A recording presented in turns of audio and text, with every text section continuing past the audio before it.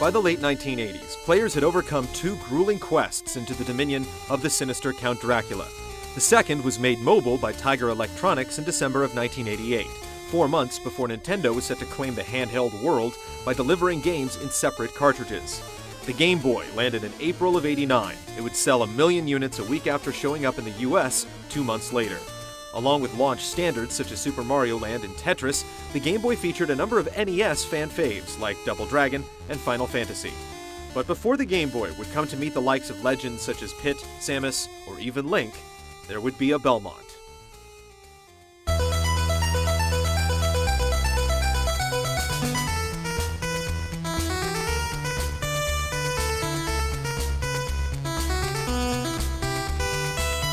Castlevania The Adventure was released in Japan just before Halloween in 1989, and in the US at Christmas. The adventure was known in Japan as Dracula Densetsu, or The Legend of Dracula. It was the first prequel in the series, set a century before the events in the original Castlevania. The story focused on Christopher Belmont, an ancestor of Simon. Although not noted in the US release, Christopher already existed in the lore of Castlevania and was mentioned as the last Belmont to have defeated Dracula before Simon in the original Japanese manual.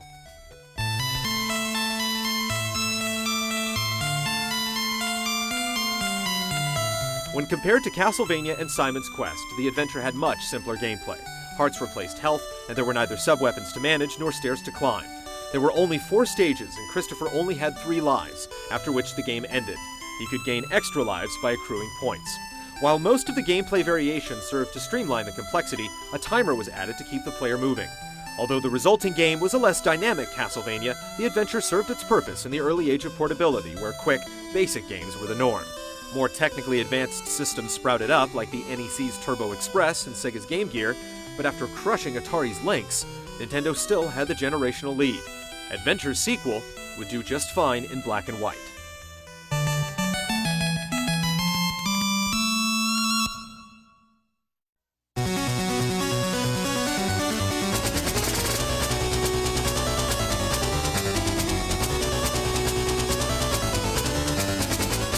In 1991, Christopher Belmont returned for Castlevania 2.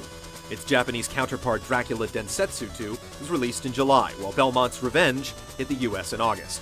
15 years after the adventure, Dracula captured Christopher's son, Soleil. Using the boy's powers, Dracula was able to regain human form and rebuild his empire from stone and dirt.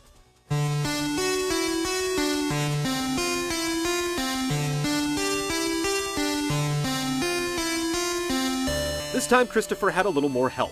He was able to use holy water or axes as sub-weapons, and a password system saved his progress. Initially, Christopher was able to choose from 4 different levels. Each zone was based on a different elemental theme: plant, cloud, rock, and crystal. The 4 could be attempted in any order, and their completion exposed Dracula's castle, revealing a drawbridge to Christopher's destiny.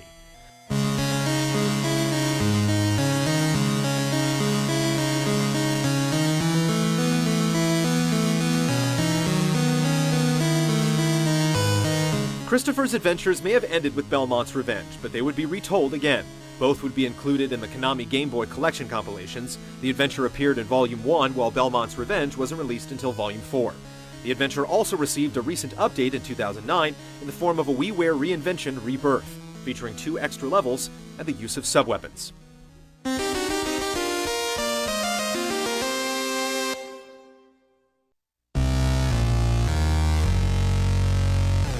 The Game Boy would not bear a Belmont for 6 more years, but the little system was revisited by the Count in 1993. In stark contrast to the gothic luster of art like Kojima's, Kid Dracula was meant to be whimsical rather than horrific. It was a sequel to Akumajo's special Boku Dracula Kun, which only saw daylight in Japan 2 years earlier. After waking from a long slumber, the pale and pudgy kid discovered the lumbering beast Garamoth had challenged him. Kid Dracula certainly didn't stand for that, and challenged Garamoth right back. Among multiple later cameos, Garamoth, renamed Galamoth in an ongoing Japanese-English translation variation, appeared as a boss near the top of the inverted castle in Symphony of the Night. Even after the PS1 behemoth ushered in a new era, the Game Boy still retained its simplistic button configuration and monochromatic color scheme.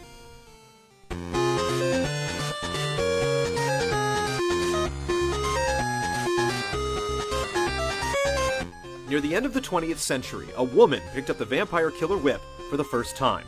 Although the US received Castlevania Legends in 1998, the game was released the prior year in Japan as Demon Castle Dracula Dark Knight Prelude. Legends rewound to the origin of the Belmont's grudge against Dracula, which lamented innocence would write over 5 years later. On her travels, Sonia encountered Alucard, not surprising given his symphony was sung months earlier and was forced to duel with Dracula's rebellious heir. Sonia eventually would have a child, who would also grow up to fight Dracula.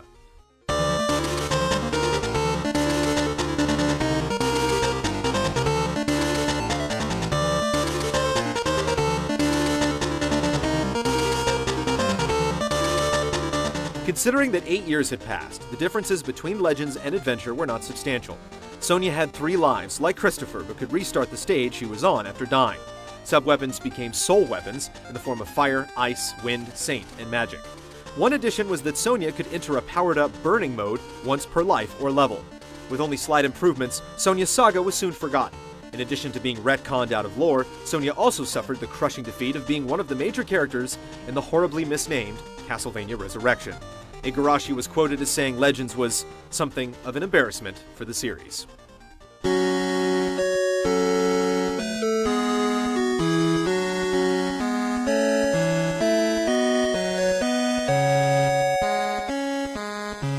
Legends didn't do much its predecessors hadn't, but that could also be blamed on the evolutionarily stubborn Game Boy that took 9 years to go color and another 3 to upgrade its hardware entirely. In 2001, Nintendo unleashed the 32-bit 512-color Game Boy Advance. The powerhouse portable kicked off its library with recognizable brand names including F-Zero Maximum Velocity, Tony Hawk's Pro Skater 2, Earthworm Jim, and Castlevania Circle of the Moon.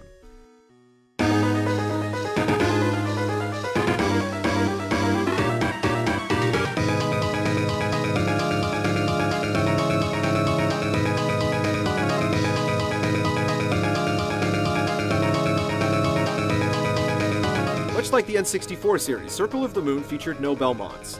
Instead, the orphan Nathan Graves was the playable character. After his parents were slaughtered in an attempt to destroy Dracula, a man named Boris Baldwin trained Nathan, along with his own son Hugh, to be an expert vampire hunter. 10 years later, a disciple of Dracula named Camilla attempted to revive her master. Camilla was most likely based on the title character of Sheridan Le Fanu's gothic novel Carmilla, who is also referenced as the boss of Laruba Mansion in Simon's Quest. The hunt for Dracula charted the castle map and crossed into another dimension. Camilla's cataclysm separated the pupils from their master, and the two repeatedly found and eventually fought each other in their struggle to bring Morris back.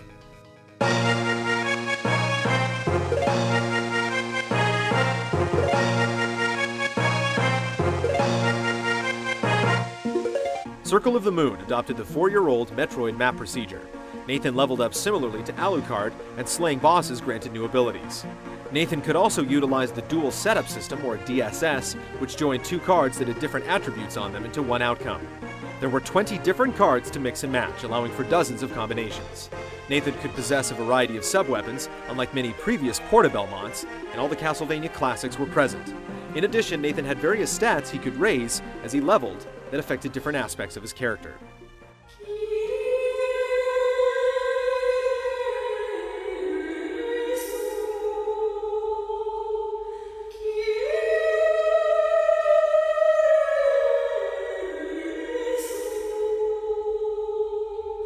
The Battle Arena added another challenge as well as different modes that activated each other.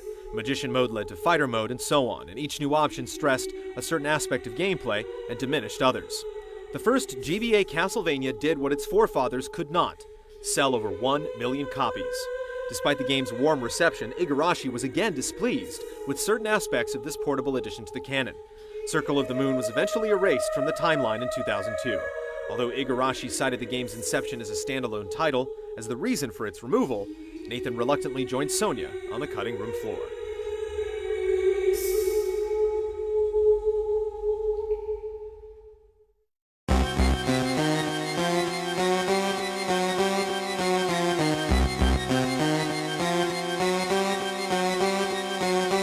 To steer the series back on course, Igarashi assumed control of production to assure the next entry would be accepted in the timeline.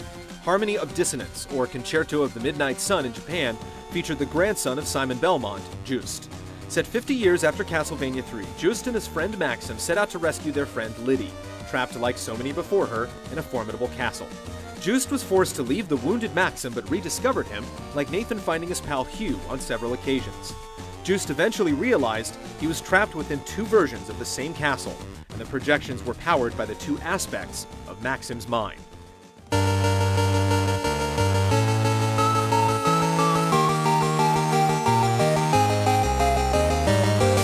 Harmony of Dissonance was Symphony of the Night with different sub-weapons and no familiars. Just wielded the Belmont's family heirloom, the Vampire Killer, and collected upgrades for it instead. Unlike Symphony, the split worlds reacted to each other. Destroying one area might affect the opposite block of the map. The castle also held a room Just could decorate purely for his own amusement.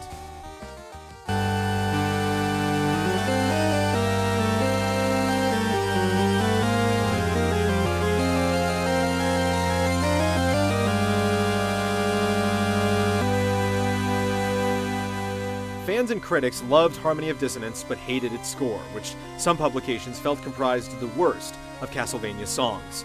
Igarashi did not consider Harmony a hit, but admitted the music was sacrificed for the sake of the graphics.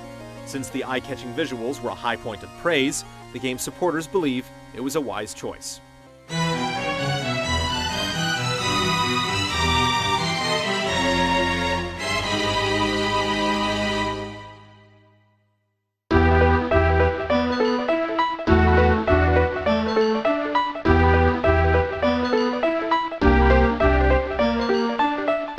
Harmony of Dissonance was in development, Iga was also overseeing a third GBA game.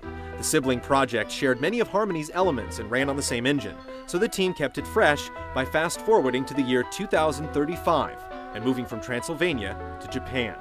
Michiro Yamane helped the series recover from Harmony's lukewarm audio with her third franchise composition. Released within days of each other in both Japan and the US, Aria of Sorrow and its Japanese counterpart, Minuet of Dawn, appeared on shelves in May of 2003.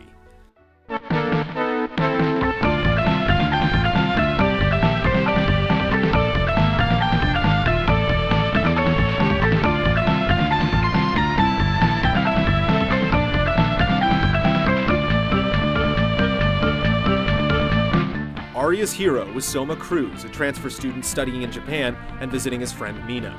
On the night of an eclipse, the two were drawn via a mysterious rift to Castlevania. Upon entering the grounds, the pair was greeted by an incognito Alucard who explained that Soma possessed mystical powers that allowed him to absorb the strengths of monsters.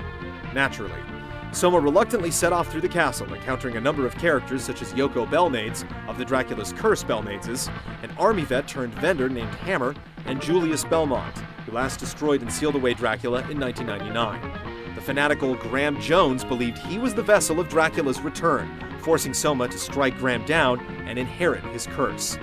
Soma disappeared into the Chaos Realm as Julius vowed to follow him and destroy the evil within.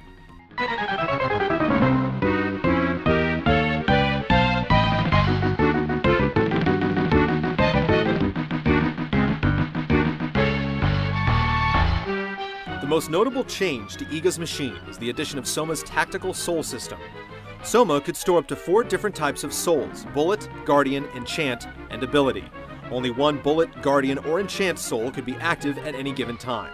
Bullet souls were support abilities like sub-weapons, and Guardian souls were temporary bonuses like summoning familiars. Both types consumed MP when active.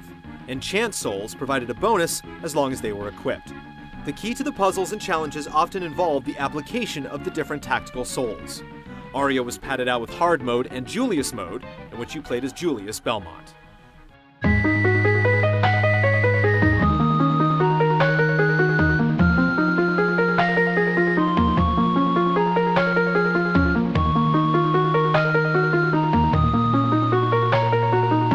Aria of Sorrow was given a nomination for GBA Game of the Year and high marks from other publications that had criticized the shortcomings of the series on handhelds. It enjoyed the best reviews and suffered the worst sales of the Castlevania titles on the Game Boy Advance.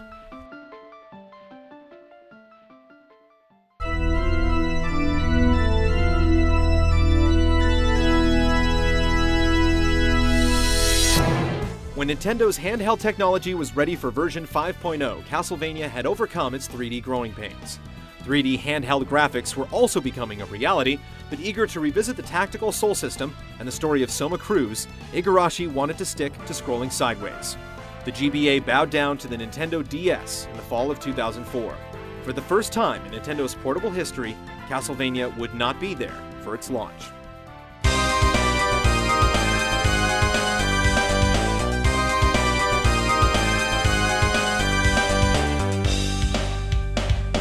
Dawn of Sorrow, or Cross of the Blue Moon in Japan, was released in late 2005 and compounded on the structure of the first game.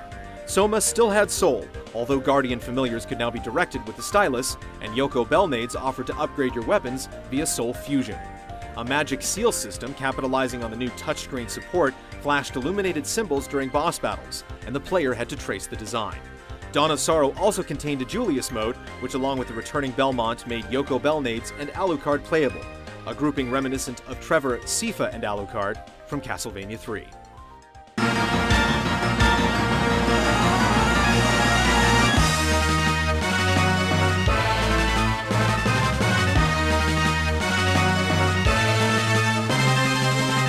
The story centered on a cult led by Celia Fortner that was bent on bringing the Dark Lord back by destroying Soma.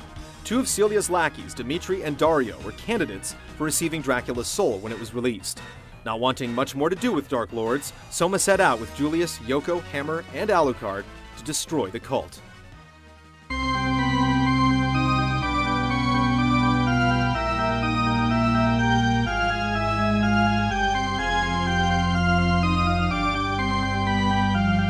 After defeating the cult and destroying a foul collection of souls known as Menace, Soma was once again left to ponder his looming fate. Dawn of Sorrow made reviewers happy enough to give it an A average, and within weeks it sold into the hundreds of thousands. Seeking more cues from the classics, Iga recalled the character swapping in Dracula's Curse and the modern conflict of bloodlines to open up another portal in the timeline.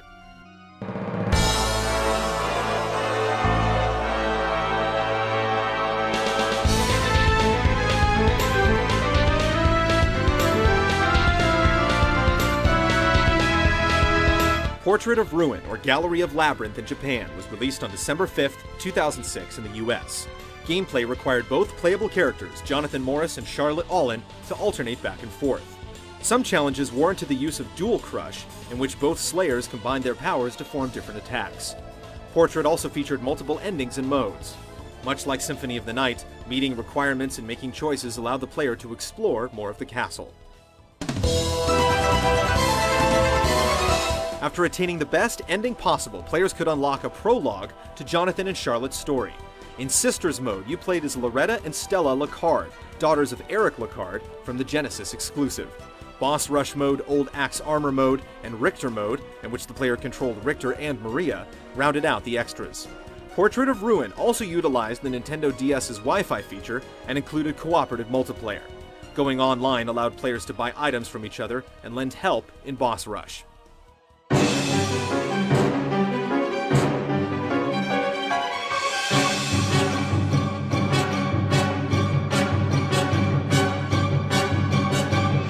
The main storyline featured Jonathan, the son of John Morris from Castlevania Bloodlines, and Charlotte, a member of the Bellnades Order of Mages, and was set in 1944. The vampiric villain was based on and named after real-life surrealist artist Victor Bronner, who would have been alive and well during the 40s as he died in 1966. Bronner raised Castlevania by calling forth the spirits of those who died in World War II. Within the castle walls, Bronner had constructed mystical paintings that functioned as doorways to other parts of the world. With the help of the priest Vincent Doran, who sold Jonathan and Charlotte items, and the ghost of Eric Lacard, who trained their abilities and gave them quests, the duo defeated Bronner and prevented Dracula from escaping.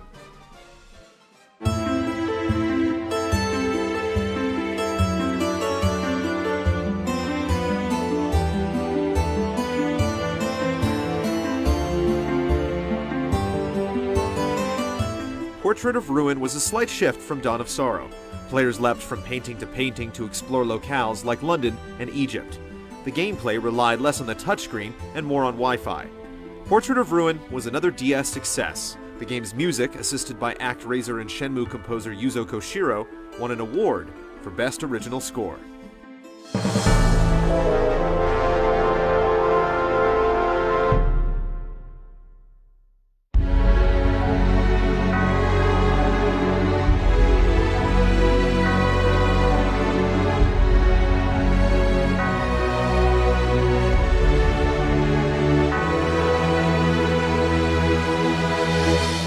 1 year later, PSP owners were treated to the 3-games-in-1 Dracula X Chronicles, and stylus vets heard rumors Igarashi's entire team had directly moved onto a third DS game.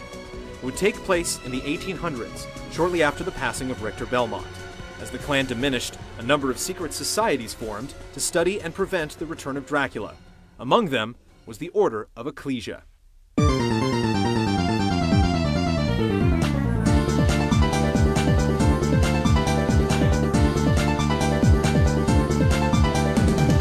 The third Castlevania game designed for the DS was released in October of 2008.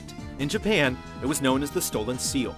Jumping back to a more traditional part of the timeline, players controlled Shinoa, one of the Order's disciples. She was chosen by the Order's patron Barlow, who might be a reference to the vampire in Stephen King's Salem's Lot, to receive the spirit of the Dominus through the magics of powerful glyphs. During the ritual, the glyphs were stolen by a colleague of Shinoa's, and with the transference incomplete, Shinoa was left with no memory or emotion.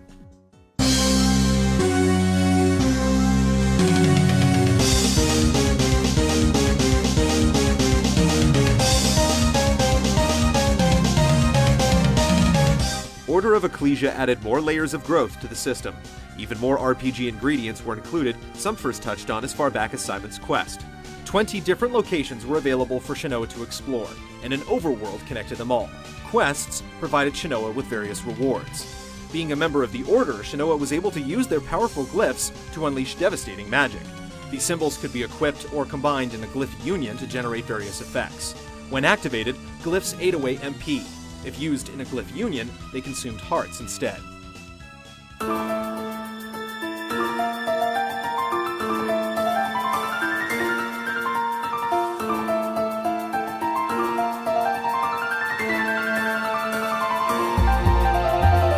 Much like its predecessors, completing the game unlocked goodies such as Boss Rush, Sound Test, and Hard Mode.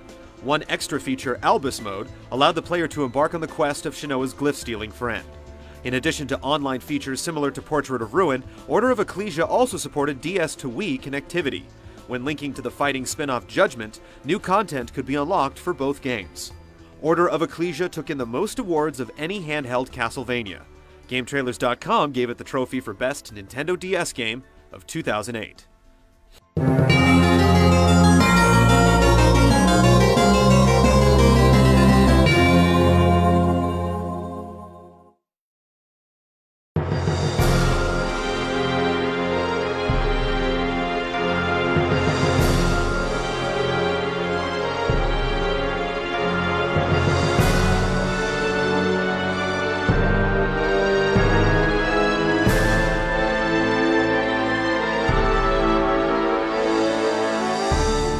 Game Boy, Game Boy Advance, and Nintendo DS each received 3 unique Castlevania games. Konami tried to reach out to mobile users with Order of Shadows in 2007, but the game scored poorly. The ideals dreamt up by Castlevania's console pillars were evolved and articulated in these installments, and some of them sold better than the games that started the whole series.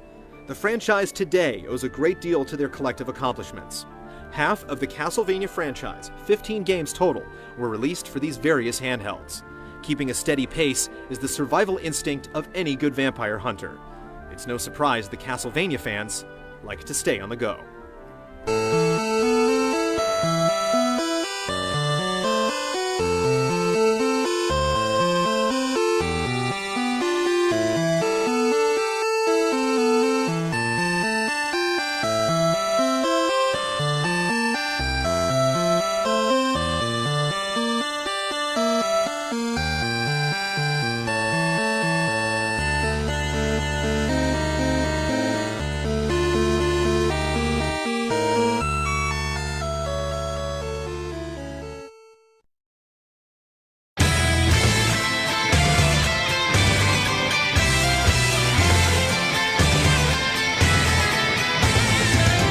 Part 5, the final chapter of our Castlevania Retrospective. We'll follow the blood trail through time and see it run over stories first forgotten and later reclaimed. Timelines clash as the lines of lineage and lore are drawn.